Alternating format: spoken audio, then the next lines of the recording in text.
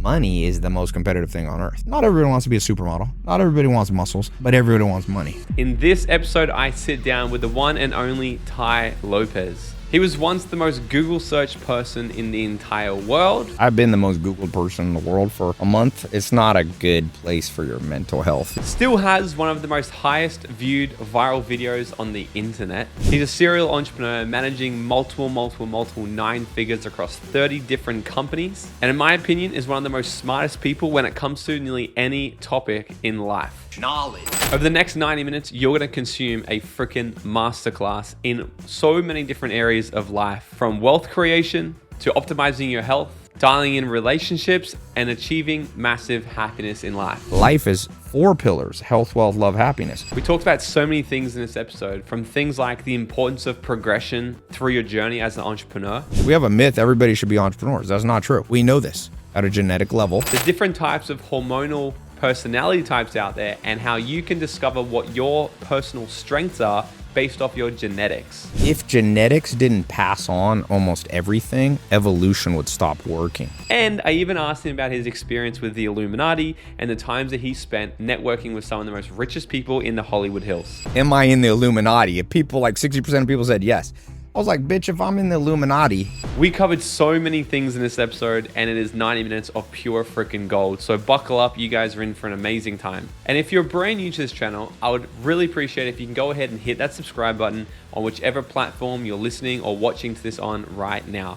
It goes such a long way, and it does more than what you can even imagine in terms of growing this podcast. Because the more we grow, the bigger and the better guests that we can actually get on to help make sure that this stays high quality value for you listeners. So with that being said, the only thing I'll ever ask from you guys is just if you could subscribe so that we can help get this channel and this podcast out to more and more people. So if you can hit that button now, I'll be forever grateful. So without further ado, let's get into this episode with Tai Lopez. I want to kick off with addressing the elephant in the room. You were like one of the first biggest influencers in the space of the entrepreneur world. Yeah. And you've fucking crushed it. And then for the last 3, 4, 5 years, you disappeared. Needed a break. And now you're back. But I was doing other stuff. Where you been? Yeah, I just needed a break from social. So being a social media influencer, I've been the most Googled person in the world for a month. It's not a good place for your mental health. You can get every whack job in the world messaging you. I had people break into my house, fans go to prison, all that good stuff. Really? Just weirdos? I went to prison. Big dude. I wasn't there. Yeah. Beverly Hills police called me. They're like, there's a dude and we got called by, I had my brother and his girlfriend staying in the house. It's a huge house. So it's 17,000 square feet. So it's you can't hear everything. Of course, my brother slept through it all, but my brother's girlfriend woke up and called the police. They arrested, like 10 cops came with guns. And the guy's like, no, I'm Ty's business partner. He said I could he was trying to steal my cars. I had 6 cars there, trying to steal them. And then, so police called me. I was at my house in San Diego, La Jolla. They called me, hey, is your business partner, you give him permission to steal your car? I'm like, oh, I don't have a business partner that would need my car. So that's what we thought. Call me back 30 minutes later. Okay, he says you did a Snapchat contest, most innovative person who can break into your house. That's literally what the cop told. I said, what do you think? So they arrested him, but he got out after a short period of time because of overcrowding. But he got like 6 counts of grand theft, larceny, stalking, whatever. I've had that more than once. I had a Mexican dude living in my guest house on my property, maybe for a year. Somebody woke up. My brother was staying at my house. This is 6 months later. Woke up at 4 a.m. for some reason. Went out to my backyard, and there was a guest house where I did my jujitsu and stuff. So, dude living up there for we don't know how long. He would leave every morning. So just like now, that wasn't a fan. That was just a dude who I guess needed a place. Yeah. Well, so just to take a break out, but now you're back in full steam. Yeah. It looks for you. Like you're not full steam, but I'm building back up to social. I mean, social media is basically warfare for attention now. So if you want to have attention, that the bar is just higher and higher now. It's like, you have to skydive off the Empire State Building while holding a machine gun and, land on Joe Biden or something to go viral now, as opposed to like I could just do a Lamborghini in 2015. I like put a Lambo in books, and people were like, "This shit's viral." The bar was lower and easier than now. It's just become full on spectacle. So yeah, this podcast I want to break into 3 different sections because obviously we could talk about so many things with you. Yep. But I want to talk about 3 like major things I think so many people can get value from: life, wealth, and health. Okay. So I want to kick off with life health, first. wealth, love, happiness. You forgot happiness. Well, we could go longer. I was just trying to also think My hair how long we got crazy.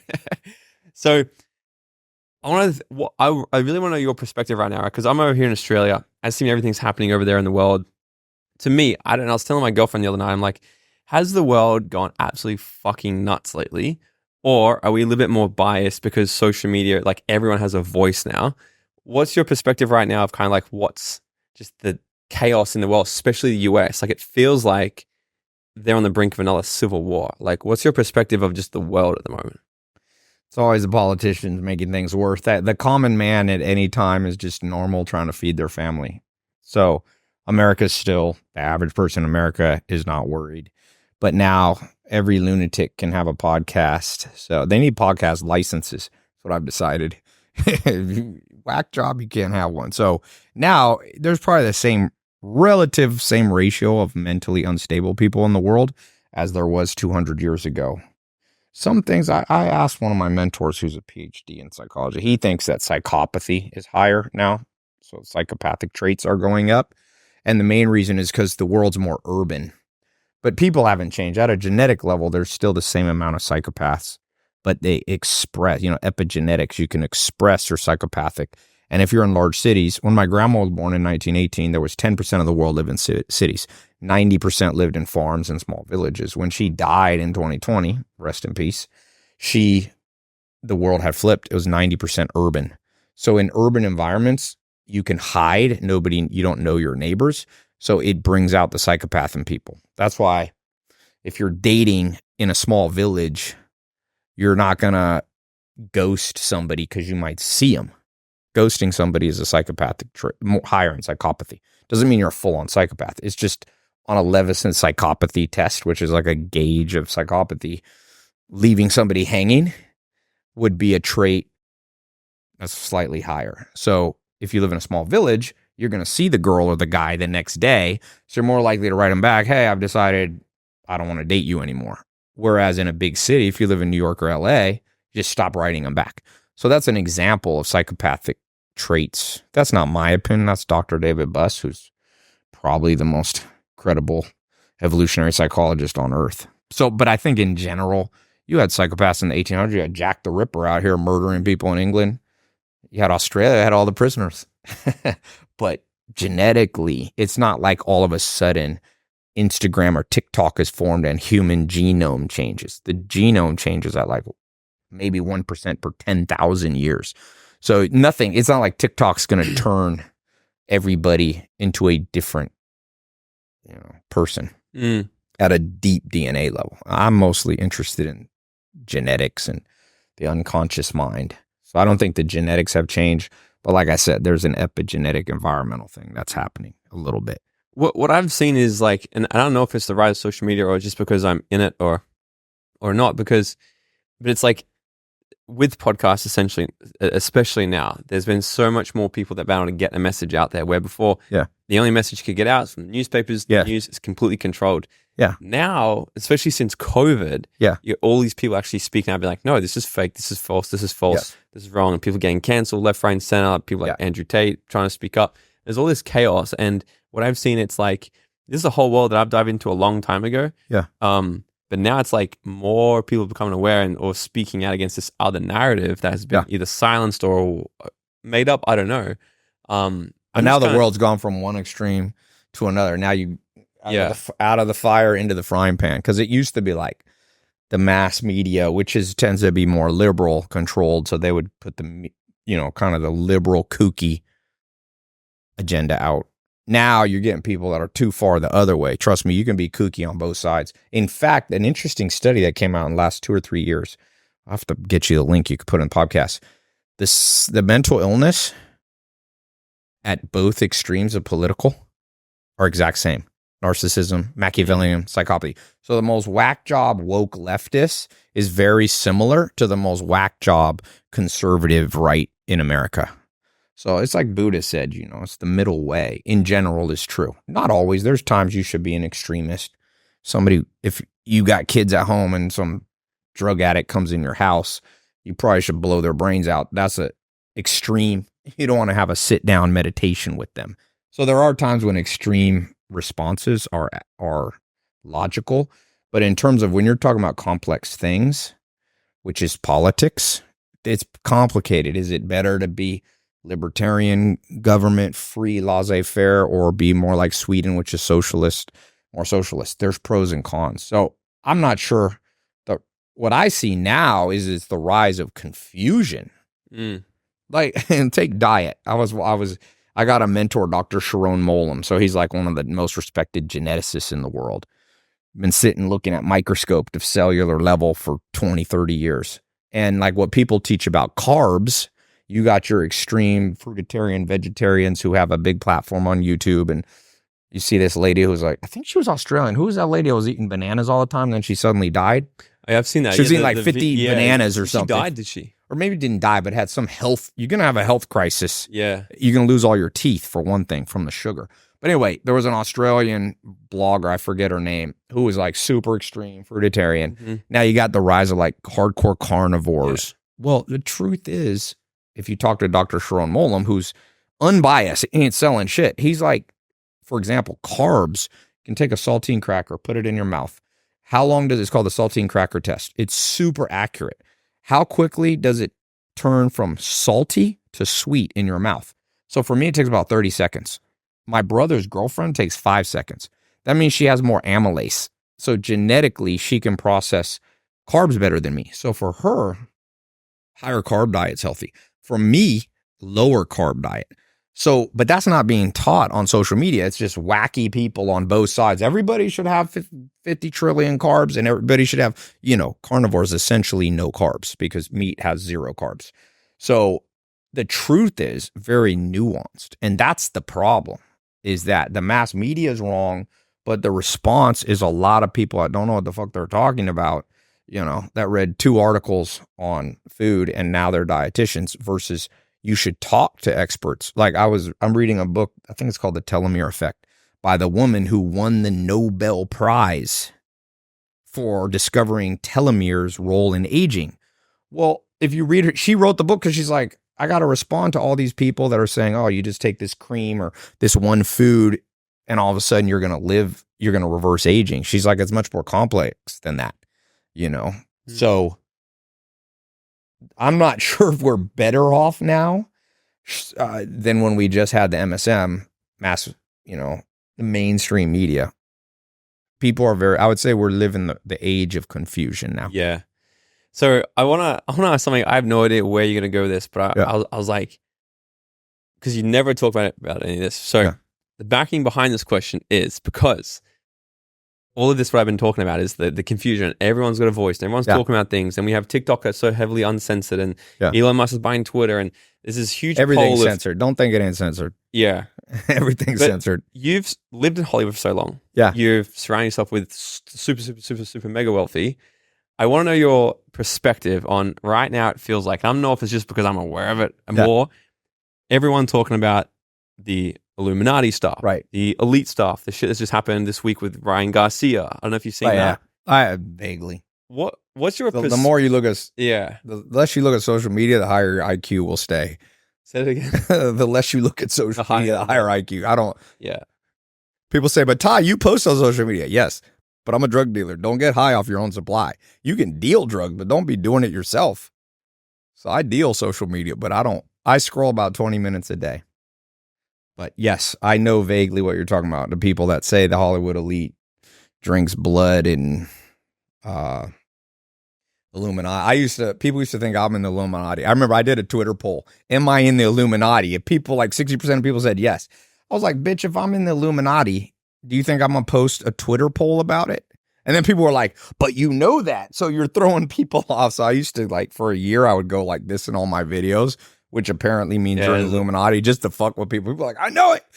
Get me views. Great. I'll deal the drugs of entertainment. But look, my mom's a super conspiracy theorist. So I talked about you could just make up a conspiracy. I could be like, Pellegrino mom is sponsored by Kim Jong-un, and it's made up the tears of North Korean prisoners. My mom would be like, I could see that happening. My mom's never met a conspiracy theory she didn't like. So I'm around it a lot. I think there's some conspiracy theories I believe. Like JFK probably wasn't shot by one dude. The Epstein one, I would go with that. I don't believe Epstein killed himself. That one was too many weirdo things. Like even the guy that was the interviewed his brother. I forget who interviewed. His brother just got interviewed. Well, the dude who did the official coroner, the guy that examines the dead body, was like, this isn't likely to be done by, and then they lost the tapes. But I don't believe every conspiracy. Like, you got to be balanced. Like, some conspiracy theories are stupid. The one that I've been in business as business partners with 3 guys on the Forbes list in my life. Real billionaires, not like podcaster billionaires, dudes that you can Google.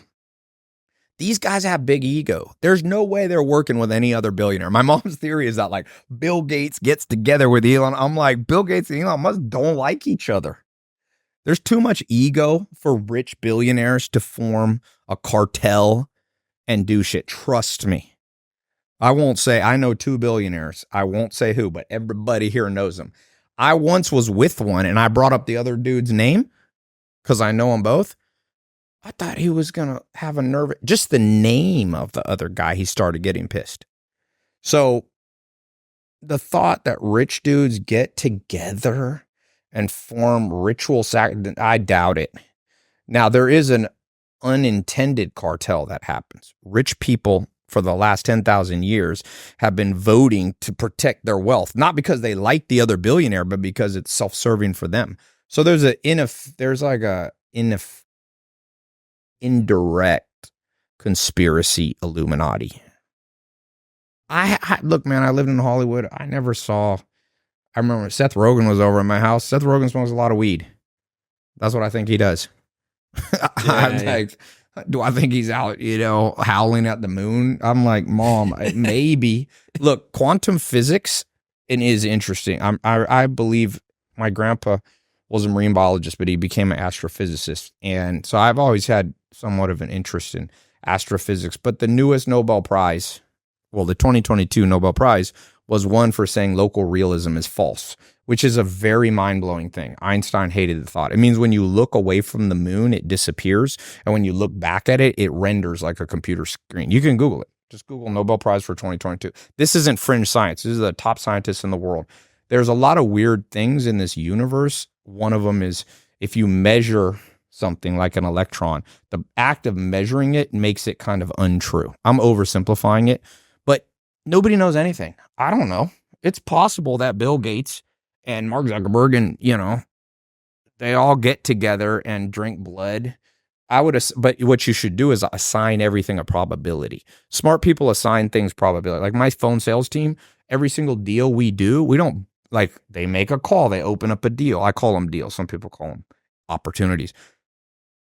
I'm like, assign a probability. Smart people think in probabilities. The odds that Jeffrey Epstein killed himself, or didn't kill himself, that the conspiracy, I would say is pretty high. It's probably 60% chance there's some bullshit, but I wouldn't bet my life. I talk to people that I'm like, bro, you don't know anything in life, but you know all these conspiracy there's something called Dunning-Kruger effect, which means stupid people have more confidence. Because if you're smart, you're like, oh, I don't know. Like Albert Einstein, I think he said something to the effect of, it was Plato or Socrates. Maybe the smartest person ever lived is like, the older I get, the more I learn, the less I know. Mm-hmm. So I don't know. But when I meet people that know, I have a friend.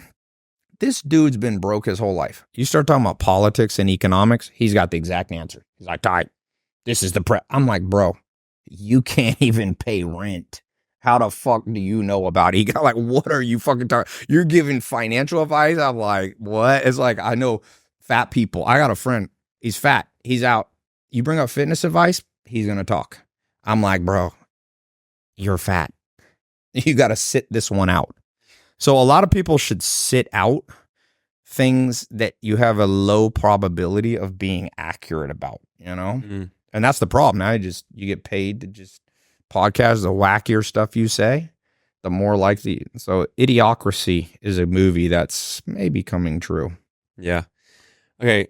One of the biggest things you're talking about at the moment is finding out our motivation style. So how can we better understand ourselves to position ourselves better for success? Genes.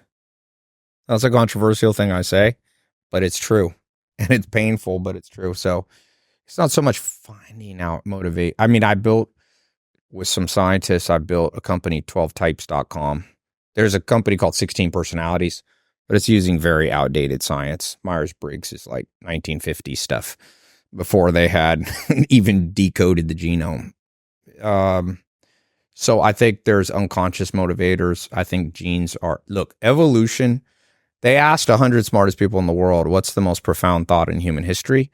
And I think 96 of them said Charles Darwin's concept of evolutionary biology. So you basically have, if genetics didn't pass on almost everything, evolution would stop working, right? So the whole premise of evolution is that we have sexual reproduction and things change over time.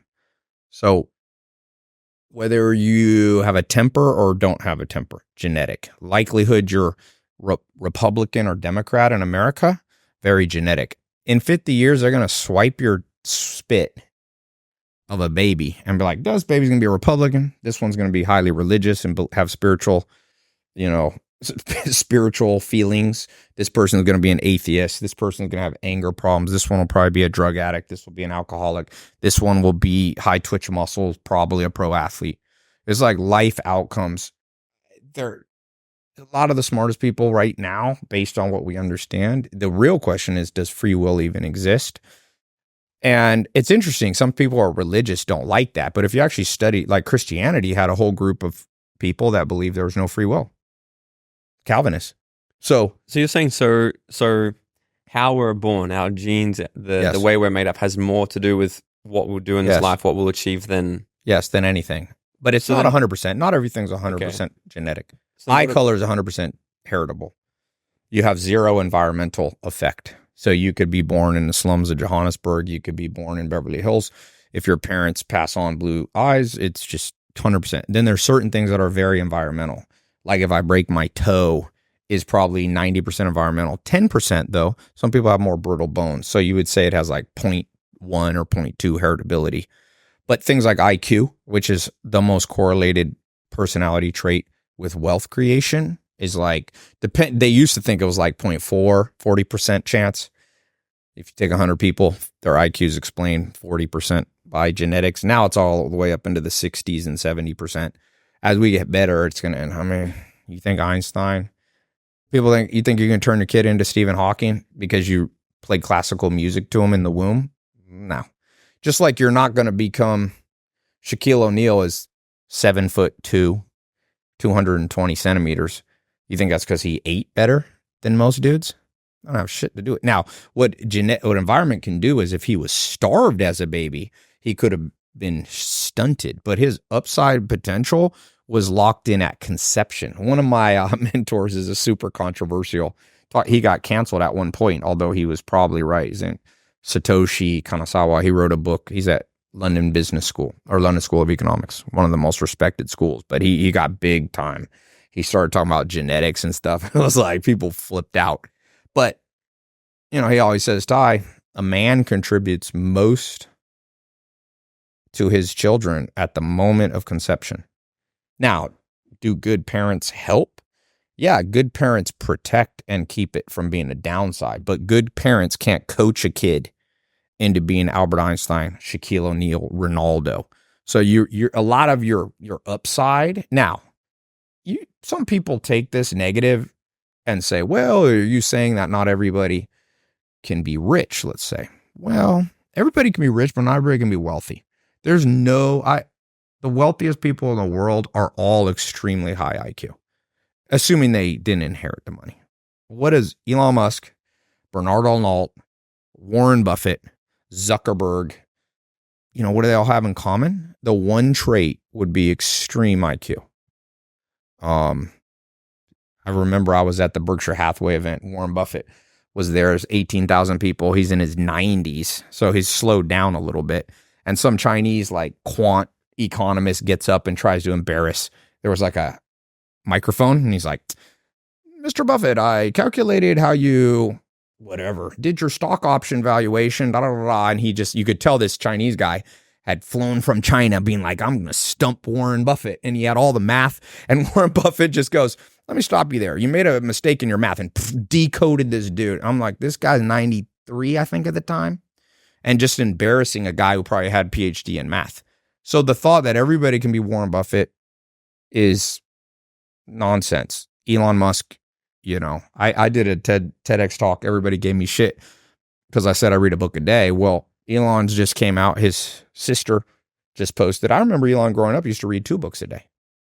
So the first time I met Elon Musk one-on-one, I asked him, how'd you figure out, I actually just posted it on my social. How'd you figure out SpaceX without having you didn't go to school for aerospace engineering? He's like, I bought a whole bunch of textbooks. I read it and I self-taught. That's a trait of extreme high IQ. So the genetic limits of wealth, like I said, you can be a millionaire without a high IQ, for sure. In fact, there's a good book, The Millionaire Next Door.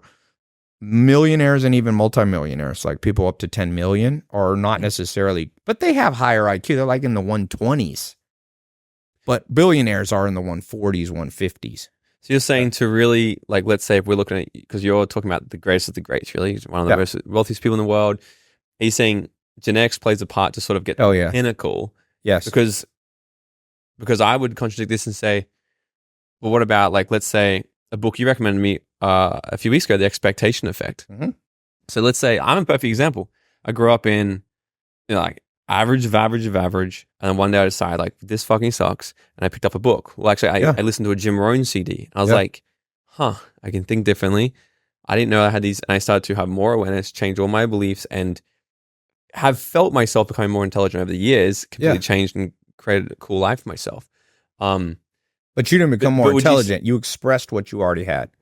So would you say I had good genes from the start, or you had everybody? I don't like the word good genes. It's like here's a perfect example. Everybody has a glass of a certain size.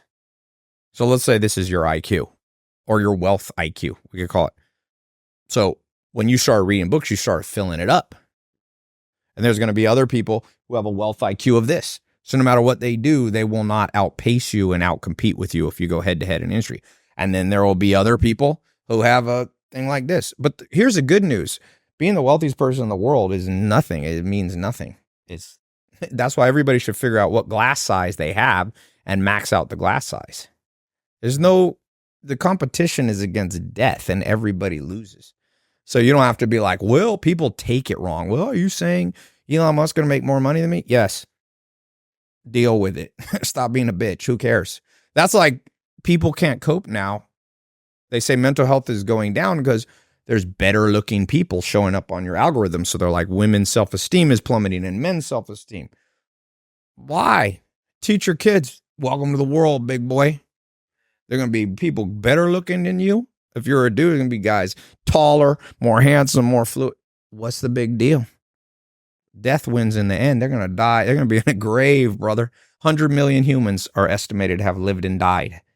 Some were great looking, most weren't. And so it's better to have an acceptance. It's like, I'm not a Buddhist, but I try to take the best of all teachings. Buddha said, desire causes suffering. So if I say to you, you don't have the potential of Mark Zuckerberg, who's the only human by age 37 to be worth 100 billion, who cares? If I had a choice between Switch, I don't want to be Mark Zuckerberg. I call it the exchange test. I think he's interesting as a case study, but he doesn't live a better life than somebody who makes 200 grand. It all depends. Most people are playing checkers. I try to play chess. I don't always do it, but chess is understanding that life is 4 pillars: health, wealth, love, happiness. So just trying to win on wealth, you can have a shitty life. I know so many billionaires. They used to come hang out with me in Beverly Hills. They're like, man, I wish I was you. Because I care about other things. And it's called goal hijacking. You know, and I've met people who make way less money than me. I'm like, I wish I had your life. It goes all ways. That's why you got to think more. Money, if money was the ultimate satisfaction, then all the happiest people in the world would be the wealthiest people in the world. But Elon Musk just posted a video. He goes, I don't think you would like to be me. When death comes, I will welcome it. Is that your role model? You want to role model somebody who's semi-suicidal? I admire those people, and I think there's learning, but there's no envy. Yeah. I think I was literally just talking about this on lunch. It's like I think the ultimate successful life, at least for me, when people ask me as well, if one can completely understand their hierarchy of values and live a life as best they can in alignment with that, that is the successful life. Because some people would be like I take my dad, for example. My dad hasn't had huge ambitions. He's left Australia one time in his life. Very low risk taker. But if I was That's very genetic, by the way. In which way? Risk taking. But I'm a fucking skydiver. Yeah, but there's sexual reproduction. You're only 50% related to your dad. It might come from your mom's line. That's why Homo sapiens have sexual reproduction. If you were a fern, you're a simpler animal, plant, I should say, and they don't sexually reproduce. People get that, like, oh, I'm not like my dad. I'm like, well, that's not how genes work. Yeah. It spreads out. You might be like a great-grandfather, great-grandmother. Could be, yeah. My granddad was a boxer. I was a there you go. fighter for a He bit. used to fight. That's how it works. You have your 25% related to your grandparents, 12.5 to your great-grandparents. At which point do genes play a part in? So, like, my whole background, everything I've learned and studied is all in the mind. Identity, values, beliefs, all these things form our reality. So, what percentage, if there is percentages, genes play a part of how we've formed between the ages of 0 and 7 and 14 and 21? Because if I look at my dad, for example, I would say because of the way he lived, that was probably a lot that taught me to be like, I don't want that. I want to have a business. I want to make money. I want to have more freedom, because he sort of just did the generic, got a good job, did the best they could. They do it, you know what I mean? So what percentage do you think that plays? Yeah, but that's your conscious mind thinks that. I bet you, and they've done a lot of studies called twin studies, if you had been adopted, if you had never met your dad and mom, you'd probably be very similar to now. It's not like that. I mean, look, why are the two wealthiest people almost in history, Steve Jobs and Jeff Bezos, orphans? They're orphans. The parents didn't have any effect on them. And look how successful. But I bet you those parents, they contributed their genes in such a interesting formula. You know, Steve Jobs had a lot of mental instability. He probably, oftentimes, people who abandon their kids have mental instability. But sometimes narcissists, for example, abandon their kids. And narcissism is also somewhat positively correlated with IQ. Super complex. We don't even understand it. Ask me in 100 years, and like I said, we'll know more. But what we do know, there's a great guy, Dr. Robert Trivers. He's probably the most cited living scientist. He's the Harvard professor who is the head of the Harvard, or was, of the evolutionary biology department. This is new science from the 70s. We just decoded the genome. But I mean, your brain it's following a blueprint that came through the genes in the chromosome. So it's highly correlated. I think our ancestors will laugh at our environmental stuff. You know, it's interesting. Oh yeah, you grandpa used to believe that this wasn't genetic. Like, you're so prehistoric. Like, we look at our ancestors from the 1800s. They didn't know about bacteria and washing your hands. We're like, bro, you didn't wash your hands after you went to the bathroom? We think that's prehistoric. That's how they're going to look at us. Yeah. In 20 years. So I don't know if there is a test on it, but let's say hypothetically, or maybe there is, we can do a test, we can figure out our genes, and it says, okay, you were blessed with good genes, like a better word, so you'll be this. Let's say, are these genes, they're not so good, so you're probably not going to have traits, sort of take risks, be an entrepreneur, yada, yada, yada. For the person who then goes, well, fuck, I wasn't aware of that now they've formed the belief to think that's true, would they have not been better off to not believe it than to now believe that they were born not well? Maybe. If your wife you were with her for 10 years and your best friend found out that the kids you think are yours were from another man, would you want to know? Probably. Why not just ignorance is bliss, baby? Just raise somebody's kids for the rest of your life. Somebody else's. Would you rather know? Yeah. Okay, well, you got your answer. It's No, better but to know the truth. No, what I'm saying is, right, so like, let's say person B goes, oh, fuck, I guess I'm not going to try now. But that's an incorrect interpretation. Okay. But let me give you a practical example. Majority of people have low risk taking genes. There's nothing wrong with them being an intrapreneur, not an entrepreneur, because low risk takers have higher anxiety. I've met people that start their own business and they're miserable because they're low risk takers at a genetic level. And so their anxiety, even if they eventually win, they suffer for 10 years. Those people would be better off to be the first or second or third employee in a new startup, not take the full risk. The richest guy I know, Steve Ballmer, he's the 9th richest man in the world, and he did not start the company. He told me, Tai, I was scared. Bill Gates and Paul Allen left Harvard, and I stayed and graduated. That's a lower risk taker. You can get plenty wealthy as a low risk taker. I'd rather see people not torture themselves. We have a myth, everybody should be entrepreneurs. That's not true. We know this at a genetic level. The reason nature makes some high risk takers and some leaders, imagine if everybody became a leader, who would follow? 8 billion armies with everybody's the general. Who are they commanding themselves? So you're not going to have a world where everybody starts their own business, and many people shouldn't, but it doesn't mean anything negative. You can be the next Steve Ballmer.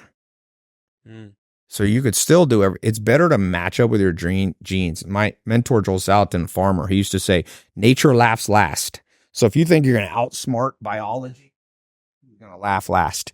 Some people aren't meant to be married, and that's a myth. Society thinks everybody, well, genetically, some people have higher dopamine, lower attachment styles, I should say lower emotionality, lower sentimentality. These are scientifically valid traits. And some people are very high on sentimentality and dependence. Those people will enjoy marriage. But if you got kids, you can't just tell them all, everybody get married. Probably everybody should have kids. That's more correlated with happiness, but marriage makes some people miserable. If I had sons or daughters, I don't want them all. I'd be like, no, not everybody get married. No, but you're higher on this traits. Yes, you're going to be very happy. Some people are super happy married. What motivates you now? I don't know, adventure. I'm like a combination of my dad and my mom's side, so probably adventure meets intellectual realizations, maybe. Are you familiar with, because I'm sure you do, like, when you meet people, do you like psychoanalyze the fuck out of them? Like you think? I guess yeah. Water sign, but I guess Scorpio, not Cancer. Right. So like I knew she doesn't like to be read. Some people you can tell people some people love being read. And I got you as a Gemini on the first bet. Yeah. That's my non-scientific part, astrology. So are you familiar with like values levels, spiral dynamics? Yeah, that's kind of the NLP-ish modern Maslow hierarchies of needs. Kind of, yeah. It's like a bridge off sort of thing. Virginia Satir, I think I could be butchering that. I think Virginia Satir, but there's like a whole other hierarchy of values levels. Yeah. So I was sort of thinking, I was like, I wonder like what values level Tai is. I was thinking like, well, firstly, no one's ever just one because we can be different. Right. Depends on why they did a certain thing. But so I was thinking, I was like, so values level 3 essentially, we'll skip a couple, but 3 are the people who they want power, they want to be in control, they want to be the ones who win, they'll dominate others. It's like kill or be killed, like that. You're with me or against me type thing. 4s are the people who live and they love society, they love the good, the bad, the right, the wrong, the religious, that this is the good way, that's the bad way, judgmental, love the uniform, they fit and conform. 5s, entrepreneurs, they're like, fuck, I want to create freedom, I want to do this stuff. And typically kind of what happens is when people go through that phase and they absolutely crush it, then they get to the point where they're like, this isn't what I thought it was all going to be. They'll transition into 6. And I was thinking, I'm like, I wonder if Tai's in sort of like 6, 7, 8, because 6 is more so they're like, actually, fuck all this materialistic stuff. Like I've killed in that space. What's next? And it's more like spiritual exploration. But I was always there. My video was, you know what I like more of this Lamborghini? Knowledge. Not more than materialistic things. I hear you, but I don't think people morph as much. They may not express it, but it was always there. I was spiritual as a young age. I mean, well, I think we are, because it's the, because then personality is very stable. If we're looking at that, it's like, because values level 2 are all about tribal. It's like, so spiritual, it can somewhat be similar to spiritual, but also the ritual base and connect to the earth and these types of things. But then people go through that and go to like 7, which is, I'm like, I reckon you're probably there, because a 7 is sort of like, do you often feel sometimes where you're like, fuck, no one can relate to me? Like sometimes 7s I are like, think you should think that way. That's too narcissistic. No. You're always somebody. No one's that special. I'm not that special. Yeah, I think I got my own, which I think is kind of science based off dominant hormonal types. So you got 4 main hormonal type, and then the 5th is a wild card, testosterone. So you got people driven by serotonin. These are structure based people, don't like change. Denmark has the highest. Dr. Helen Fisher, she told me she thinks Denmark is the highest serotonin group she's ever met. Very orderly society. They never jaywalk. It's crazy. You go to Denmark, when that thing's red at the corner, there'll be no cars coming, ain't nobody walking. It's crazy high serotonin. I lived there in Copenhagen. Then you have high dopamine people. That's what you called entrepreneurs. Dopamine people are driven by newness. America is the land of dopamine, so it attracted hypomanics, they call it. It's a good book called The Hypomanic Edge. Then you have high cortisol people, which are the threat based. These are like people who like conspiracy theories. These are the, those are all the people who leave comments on social media. All the comments, you're meeting the high cortisol, high Machiavellian people. And then you have high oxytocin. Those are the people who pair bond, who relate, who are empathetic and so on, sympathetic, empathetic. And then the thing about Homo sapiens, so I built this personality quiz called 12 Types, which is somewhat built around the hormonal. But the interesting finding, I've tested, 800,000 people myself over the last 8 years. The thing that I think is wrong with every quiz or every typology like you're doing is Homo sapiens evolved big brains. They always have at least 2 personality types. And the most complex people have 3 out of the 4 archetypes. So there's 4 archetypes in the way I think about it. So you have the archetype, which is the threat-based, the empathetic-based, the dopamine-based. Anyway, I've never met somebody. Dogs are low IQ. So your dog is like an IQ of like 20 to 40. They don't have the complexity in the brain to have 2 personalities. Humans, on that dog scale, the average human's a 100 IQ, and it's an exponential curve to where there's very few people, or I should say, it's this kind of curve, right? So there's very few people with low IQ, a lot in the middle, and very few that are high IQ. But we're pretty high as a species. And so the thing that makes humans different is we're 2. Almost everybody I meet has 2 dominant personalities. And the really famous people almost always have 3. I've never met someone with 4, though. If you're dominant all 4, I think all those people committed suicide long ago. Like Nietzsche was probably a 4-driven person. A lot of the smartest people in the world's genes are gone, because if you're super intelligent, you're like Solomon in Ecclesiastes, everything's vanity. You might as well blow your brain out, right? So we're left, all of us, even the people we consider smart, aren't that smart. None of us humans are that smart, because if we're super smart, we would have given up a long time ago. We'd be nihilistic, right? So you have a lot of 3-brainers, 3 dominant. Like Elon Musk is very high on cortisol. That's why he's like into civil rights. I'll save the world from free speech. He's very high on dopamine. He runs 3 big companies at the same time. And he's high on structure. He can build tech companies, which needs a methodical mind. But he's not high on oxytocin. In fact, his wife, I read it, that new book came out, said, I think he has no empathy. He struggles with empathy. There's an example of a 3 dominant hormonal system. The average person I meet, even entrepreneurs that are 2. I never meet a 4. Can you analyze me? You're probably oxytocin people. You did network marketing, oxytocin, love, and dopamine. And you're a dopamine. You're like different stuff. Jump out of airplanes. Even your body language is like high dopamine. I'm high dopamine, high serotonin. Those are my 2. But then the wild card, you can look at your hand. A lot of people don't realize there's 20 scientific studies on this. There's 21. One says it's not true, and 20 validate it. You can look at natal, when you're in your mother's womb, prenatal testosterone release. I have high testosterone, low estrogen. Wait, this is, let me see yours. Are you right or left hand? I'm right hand. Okay, but flip your hand. Yeah, so you're like me. You're higher testosterone. So it's predictive that you got in fist fights and stuff like me. You're a higher risk taker. You have less fear. And what are you looking for here? you Which look. one This tells is us your this? estrogen figure. Which one? This? Estrogen figure here, testosterone here. It's not 100% correlated, but it's very correlated. You can see. Oh, so if it's longer. Yeah. I tell people, I did this on Brad Lee's podcast, and the world went crazy. This guy doesn't know what you're talking about. I'm like, bitch, Google it. You ever heard of Google? Look at, it's called digit index ratio. It has nothing to do with palm reading, astrology, or it's just in the womb. It's just like with cows. You can look at the whorl of the hair on a cow. I got a big farm. I got a lot of cows. The whorl in a textbook in agriculture, you can see the whorl of the hair of a bull will show aggression levels.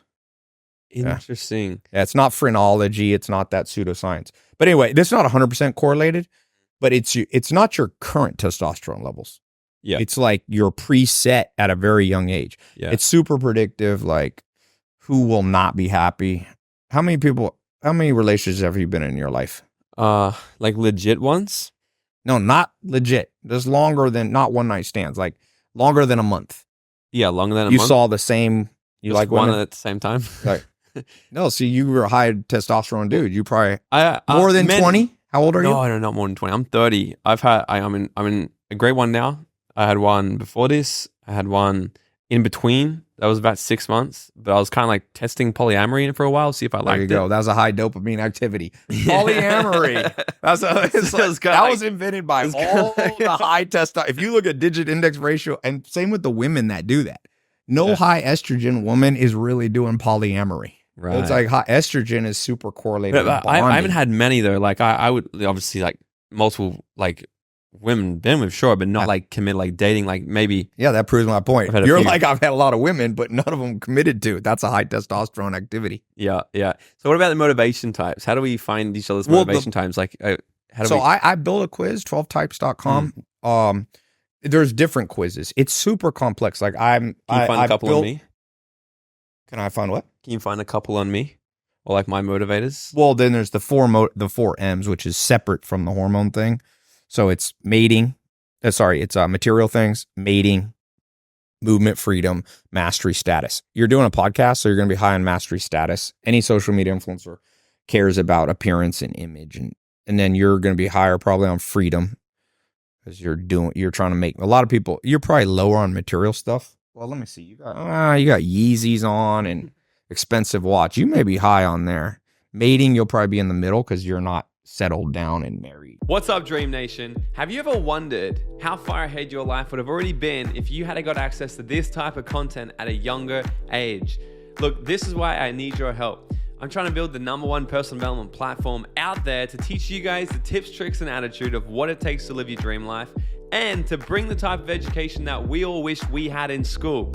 This show only grows by word of mouth and new subscribers, so it would mean the world to me if you could smash that subscribe button right now, leave us a 5-star written review, or drop a comment below and share this episode with a friend. I would be forever grateful. All right, now let's get back into this episode. So the 4M. So are these? Would these have any correlation to values? Because I could say like at one point I was very materialistic. Like, you know, I think when you don't have it. But you still got Yeezys, you still got a watch on. But yeah, it's like it depends on the day, you know, like these are genuinely comfortable shoes and I like the look of them. I would probably, you know, Exactly, you like the look. Yeah. That's the See, the difference between me, all those conscious mind schools, which you kind of like, which no hate on them. They're the 4 values of the Maslow. Anytime people self-diagnose, I get bored because it's just, you can't self-diagnose. Nietzsche was right. The mind's an impenetrable fortress. You only learn about yourself through friends and enemies. So it's very hard to be, when people the more aware someone tells me they are of themselves, the more deluded I know. It's not possible. I'm like, you make your heart beat. You control your autonomic response. You control your response. If you look in your bank account and all your money's gone, taken by a hacker, some people have no emotional change. Other people at unconscious level almost have a nervous breakdown. That's happening in the brainstem, the back of your brain. You can't just change your brainstem response to stuff. Yeah. So it's better to change your environment. See, that's what I'm not a self-help guy like everybody thinks. So I'll give you an example. A self-help person meets a man or a woman who live in New York City. And they come and they say, Mr. Therapist, Mr. Tulum yoga expert, Mr. Ayahuasca person, Mr. Weed reggae guy, I'm experiencing high anxiety. I live and I must change myself. And the first guru comes to them and says, if only you take this ayahuasca and open your eye. And this person says, if you do your yoga and you meditate.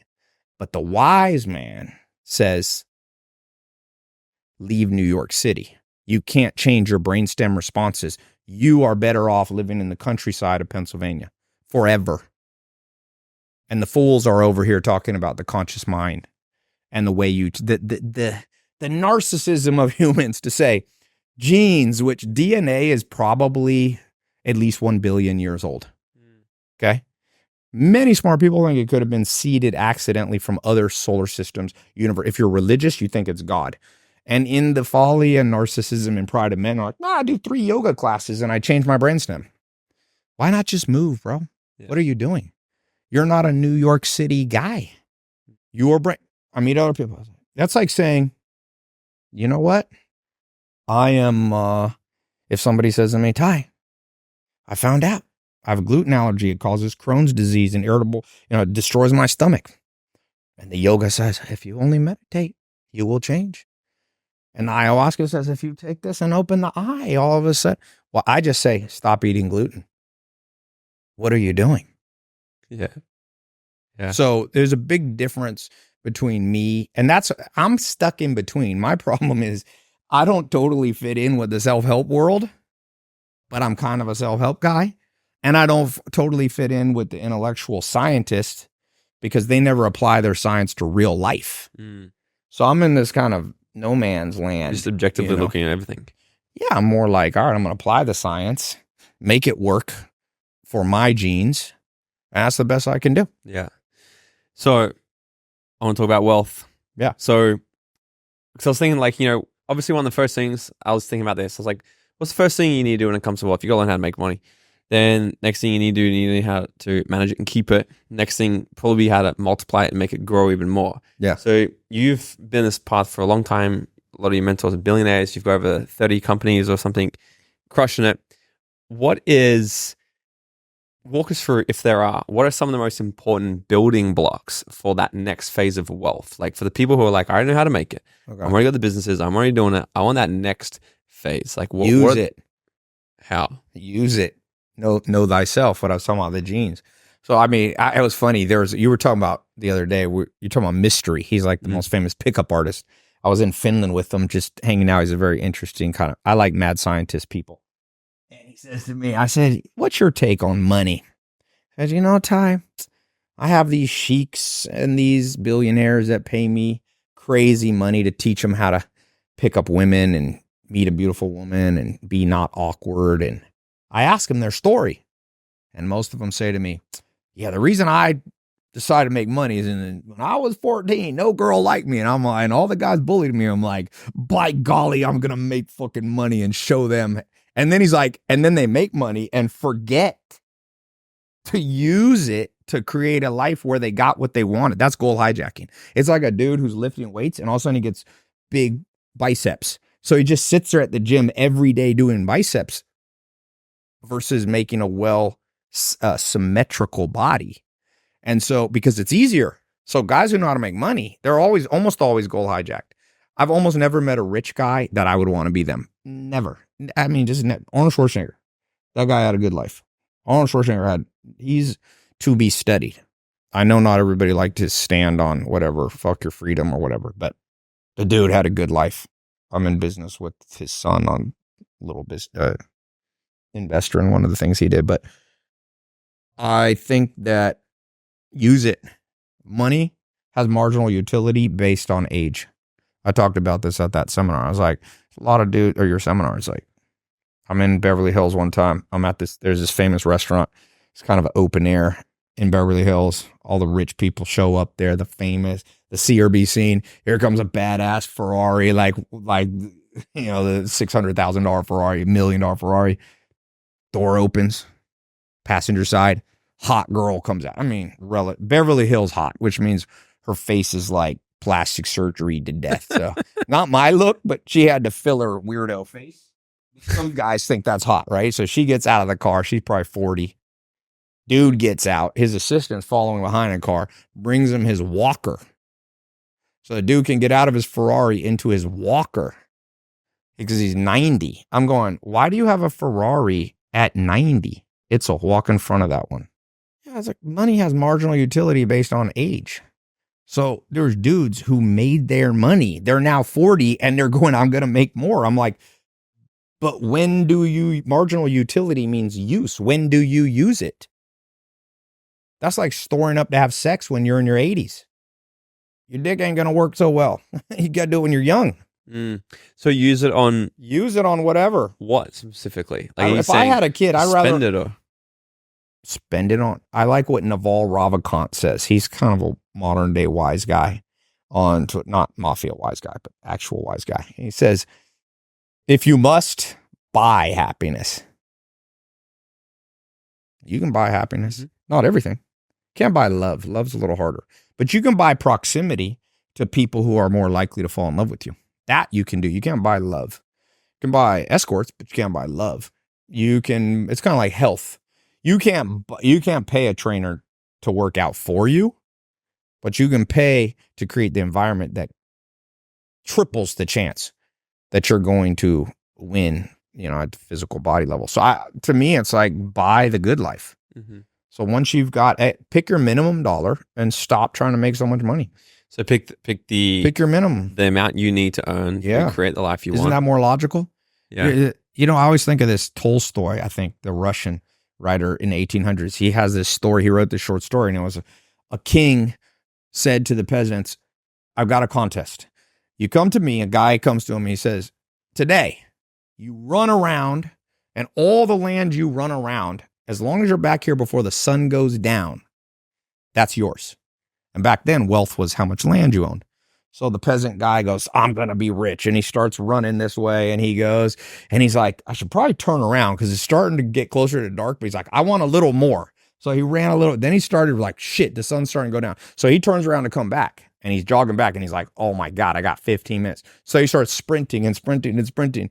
And he finally makes it back. And literally at the moment the sun goes down, and he just made a big land. It was all his, all the wealth. And he died of a heart attack. And the king buries him.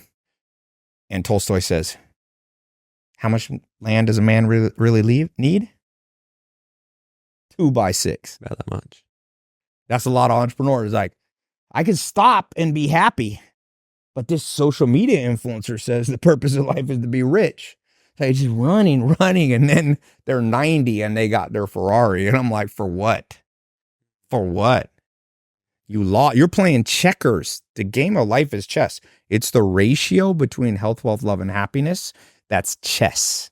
I'm telling you, 99% of entrepreneurs, Forbes list guys, they're playing checkers. I see Jeff Bezos. Dude finally got in shape at 55. Finally got the wife I guess he likes. But yeah. You want to be Jeff Bezos? So why you want to get it at 60? Why do you still work now then? Because I think it's the ratio between health, wealth, love, happiness. I think you should never, a man and women, but men have high testosterone. All men have higher testosterone than all women, by the way. Basically, if you take out anomalies. I tested my cousin. Her testosterone was 30. Mine was 1200. So there's a big difference in men and women. Now, if a woman takes testosterone, she can get up there. But then she'll also grow a beard, which is fine. Although there ain't nothing more shocking than a woman with a full beard.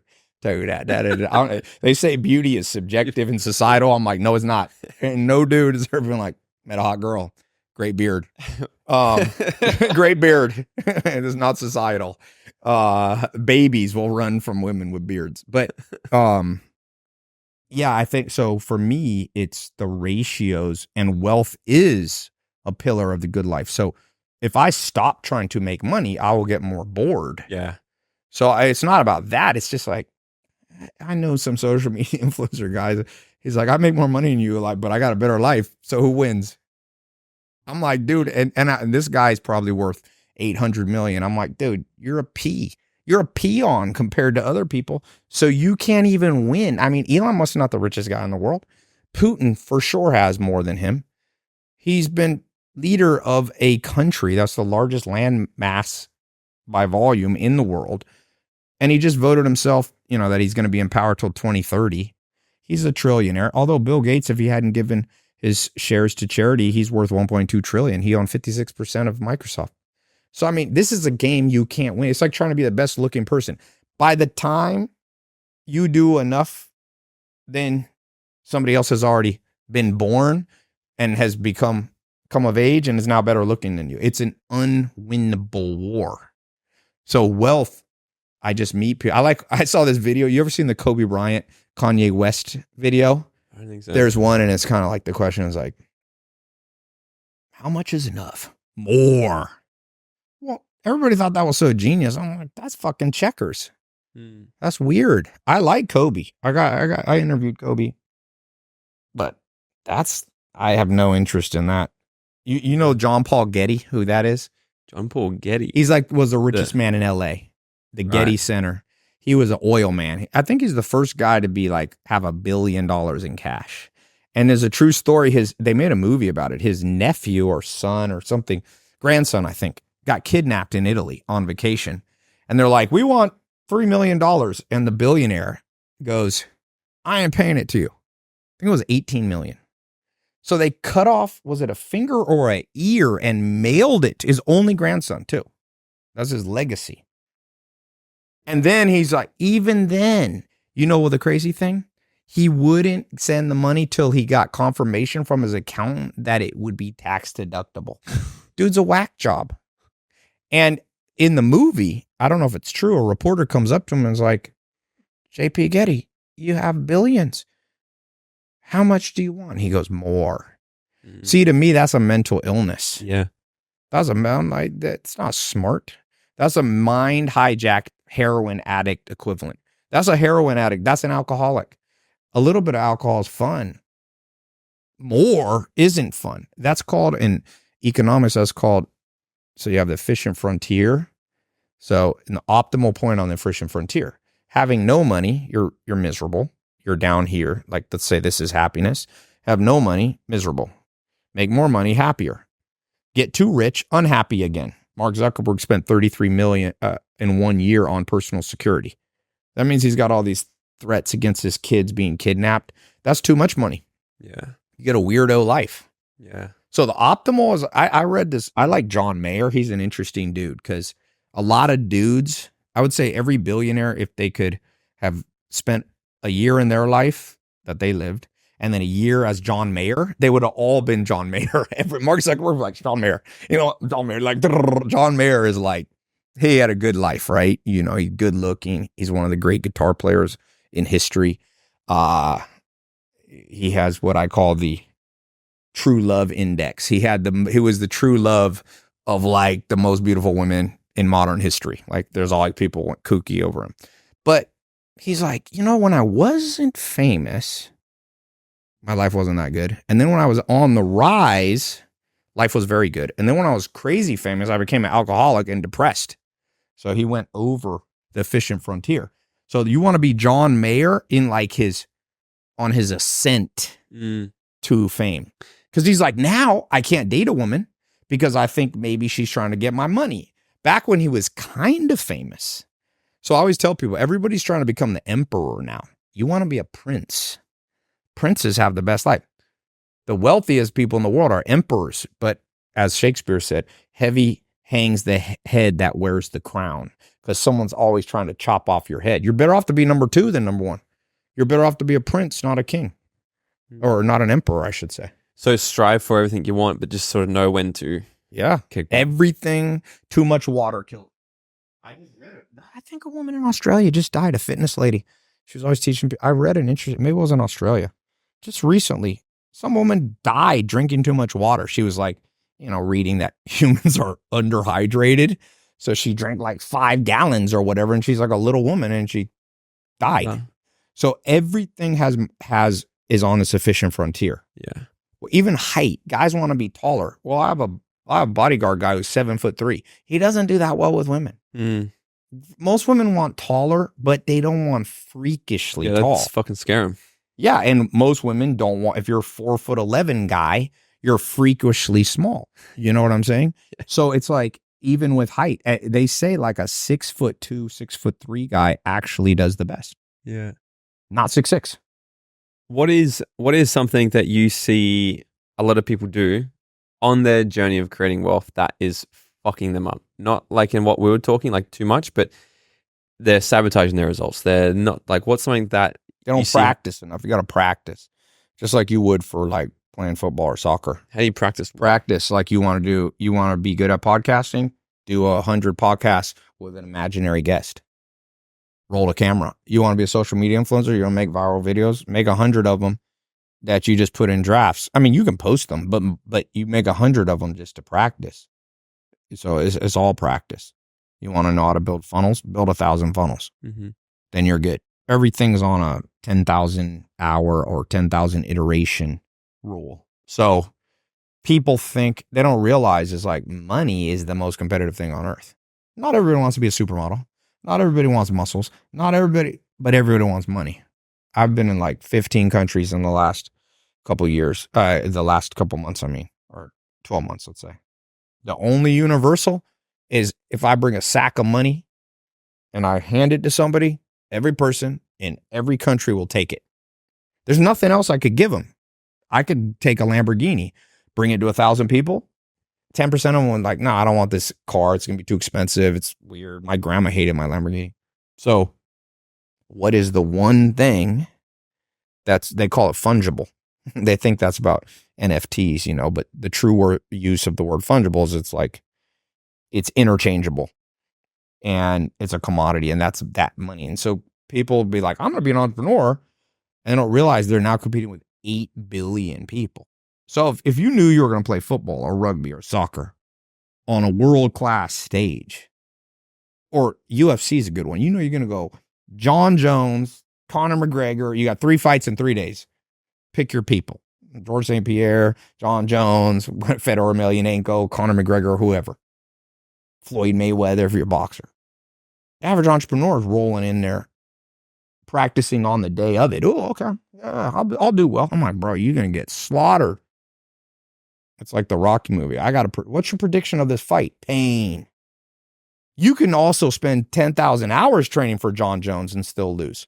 So average entrepreneur is look, entrepreneurship is correlated with hypomania, hypomanics. People who are overly optimistic become entrepreneurs. So it's normal, but deluded. And then Mother Nature has to slap you around. But you can avoid the slaps by just practicing a lot.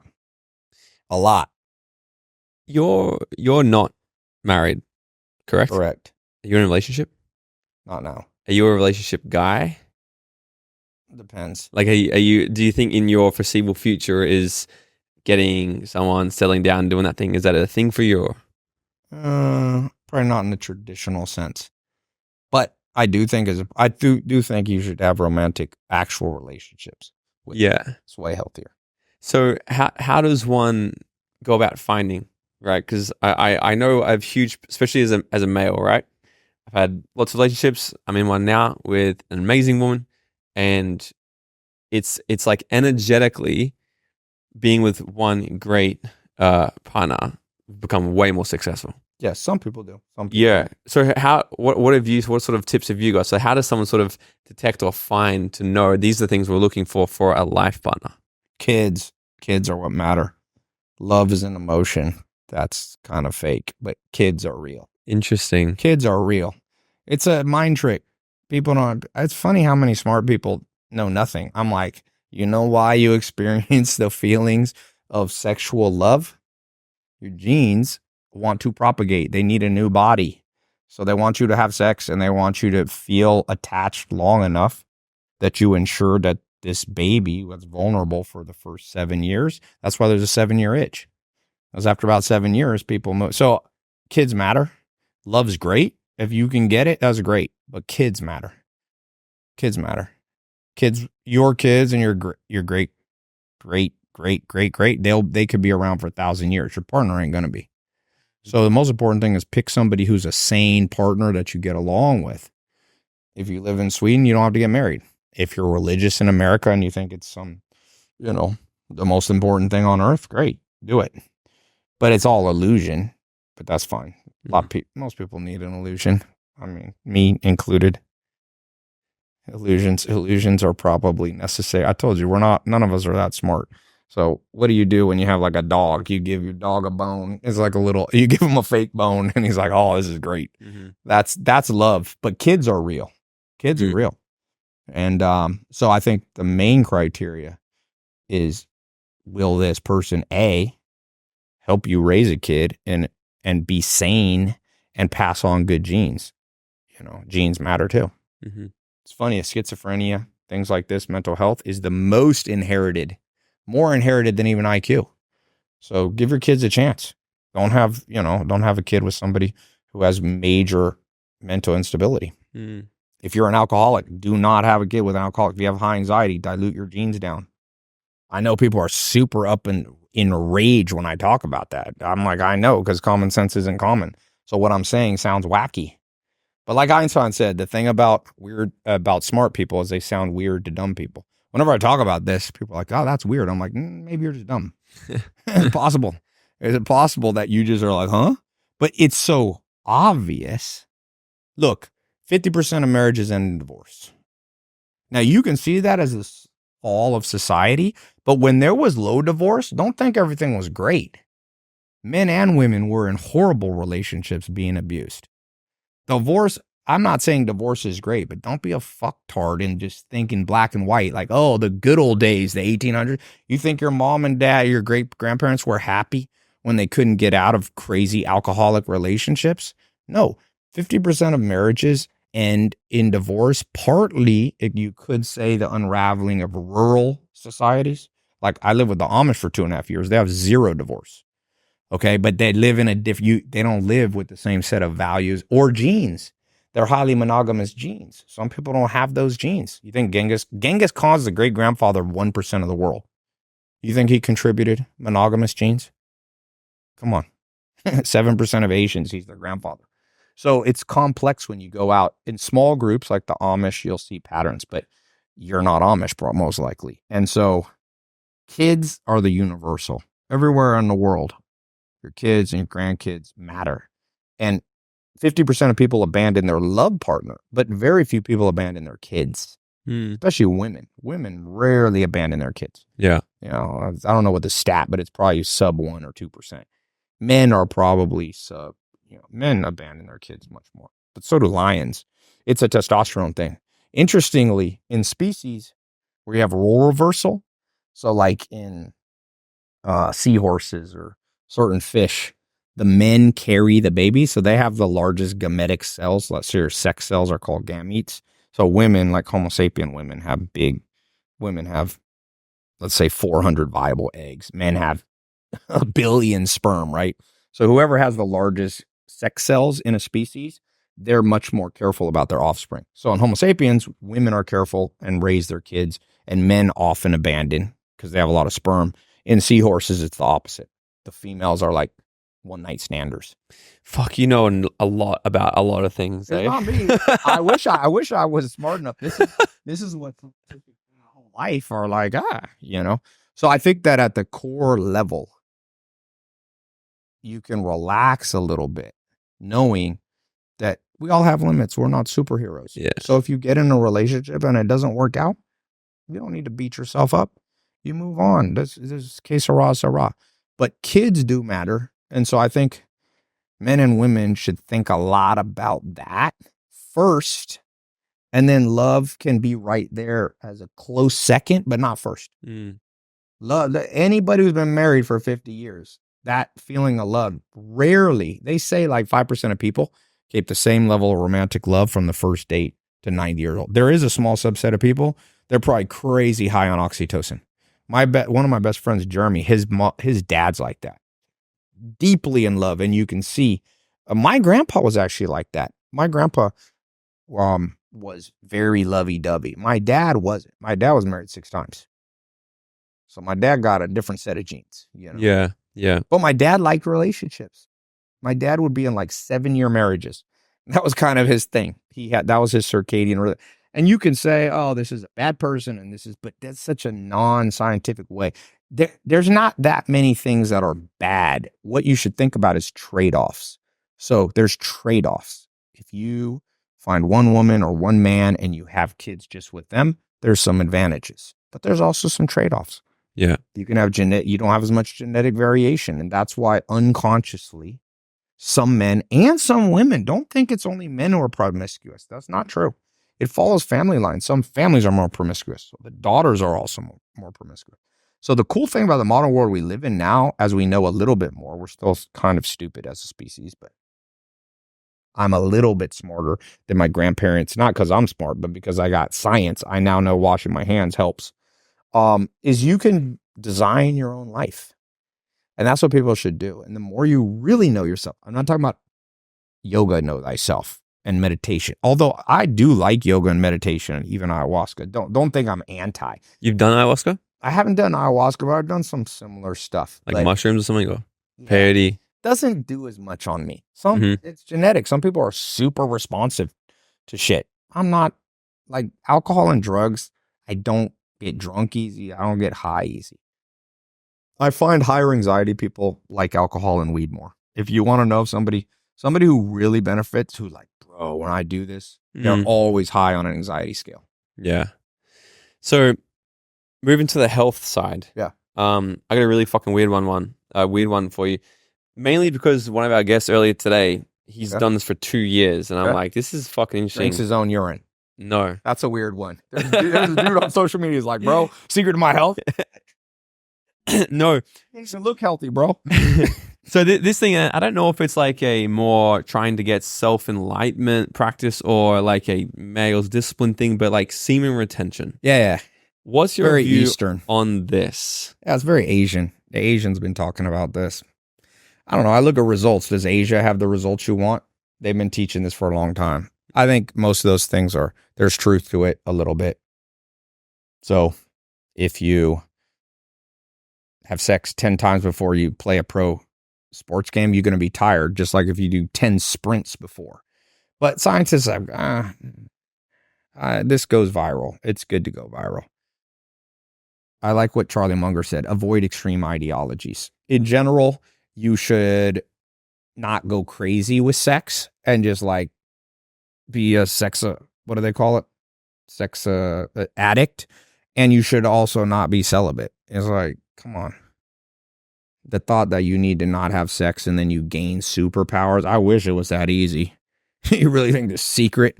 You think Michael Jordan's secret where he didn't have sex? That's why he's a great basketball player. Like, humans don't have good logic, you know? I used to teach the 25 cognitive biases. There's about 100 logical fallacies.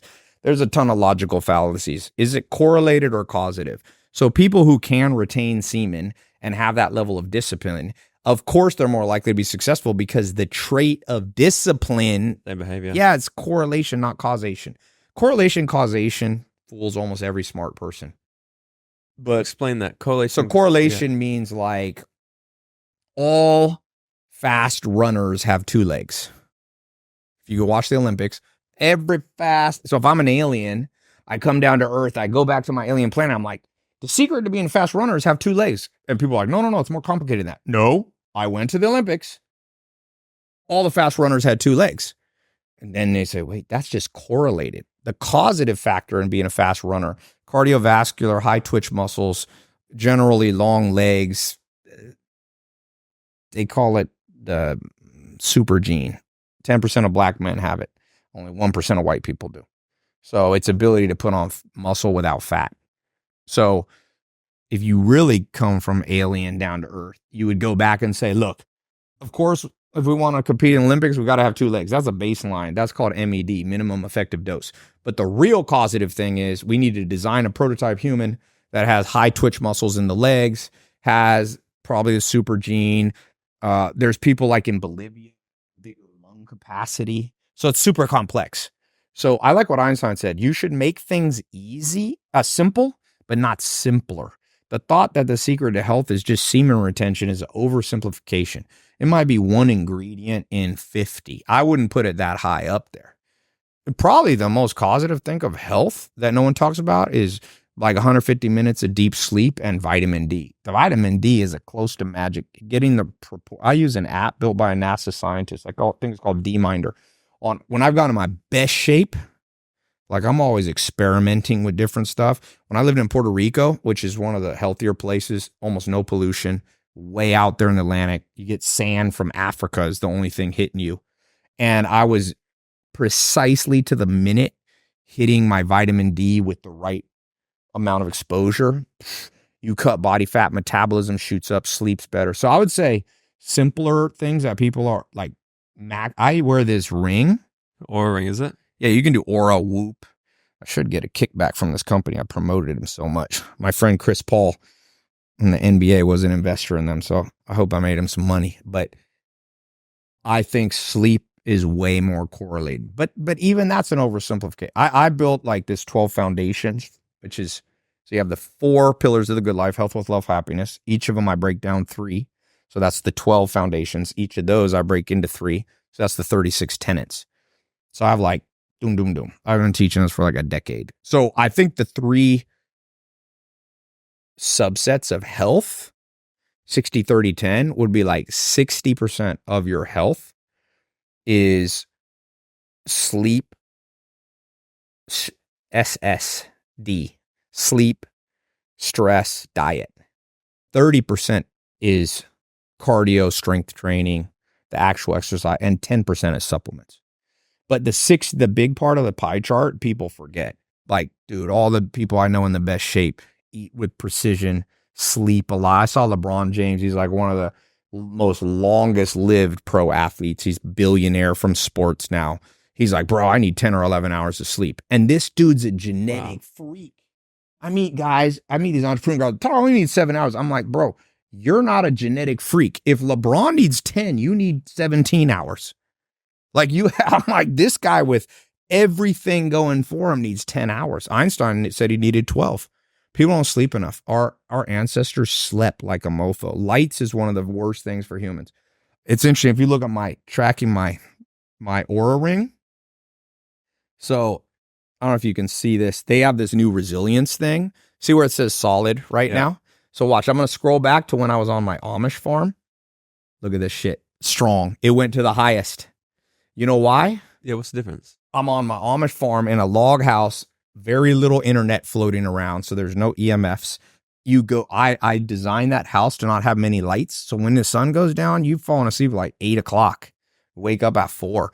It's not so much when you go to sleep, when you wake up, it's how close you are to like the circadian rhythm of Earth. Part of that is sun up, sundown. So I think that's, if you had trust between semen retention and fucking sleep, come on, give me a break. Yeah. You think LeBron James' secret? The mofo, he's 6'8", 250 pounds of lean muscle. That's a lot of genes. But he spends, I know his routine because Chris Paul and him are best friends, and I know Chris's routine. They do basically the same thing. You think semen retention is his? You think he'd be Ronaldo from semen retention? Again, I think where semen retention for dudes is smart is a lot of guys are addicted to porn. And all addictions taken too far are deleterious. They hurt success because you're become an extremist. So if you're like a porn addict, you should go semen retention. Or what I recommend, dude, get a hot girlfriend, just have sex with her. Really, masturbation is not that good for people. You don't release the right hormones because you don't have a physical body that you're touching. So masturbation is what people should go chill on. Yeah. A lot of dudes are like just no real women. And same with women. You need Mother Nature. You need flesh on flesh.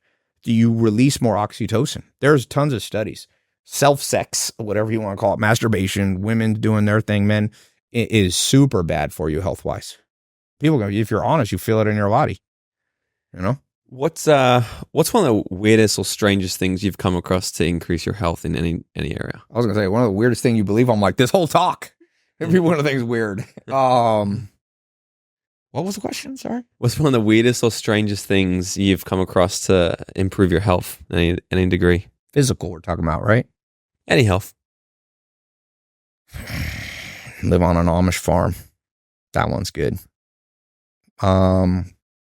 You mean kind of that people don't believe? What's something that I've seen work? It's just that something most strange, like how you're talking about like the salt test before, or something that people would be like, that's fucking interesting. I didn't think that, or I didn't know that does that, and I can improve my health somehow. Or Well, I think optimizing your entire life for 150 minutes of deep sleep is a big deal. You will have to restructure everything.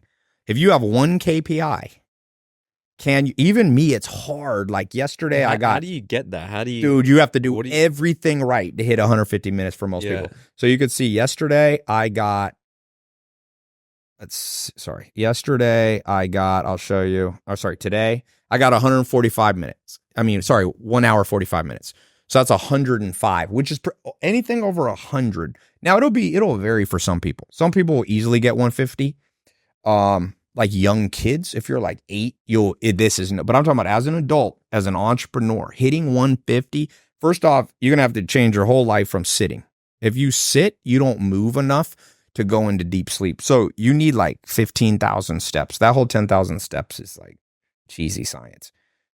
It's not real science. Like Lieberman, a paleoanthropologist from Harvard, actually studied the bone structure of humans and our ancestors. Men need to walk about 14, 15,000. Women's hips is like 12, 13,000. So you're going to have to redo that. You have to redo stress. You have to redo lights in your house. You have to, and you have to get out of big cities. Cortisol, there's a good book, Happiness Hypothesis, by the professor Jonathan Haidt. He measured people's blood in big cities. It's like 10 to 20% increase in cortisol. Your body actually detects all the rumblings of cars going by at the unconscious level as like slight stressors. Yeah. Because in our ancestral past, there was the buffalo came by and you stressed out because you're about to get run over.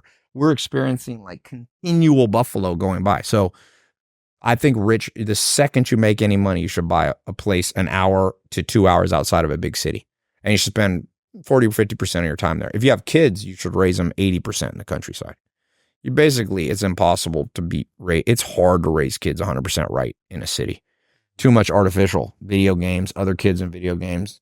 You're not connected. How do you teach common sense, awareness, responsibility? People teach responsibility by having their kids, okay, can you set the dining room table? You think that sets the bar very high for responsibility versus like Amish kids will be like, I remember this little boy on the family I live with, David, he was 6 years old and he forgot to milk the cow.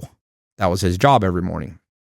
And instead of the mom having to give him a penalty or all the weird timeout shit that parents do, and she just looked at him and she's like, see the cow there mooing? Like the cow's in pain right now. And like David connected the dots in a non-artificial way that my negligence has consequences. And so he went out and milked the cow. That's different than telling kids, okay, if you don't play video games, you get $5. So the bubble of urbanization is like, I got these big farm guys that work for me, these Amish dudes. They are stronger than all the guys I see going to Gold's Gyms and stuff. It's crazy.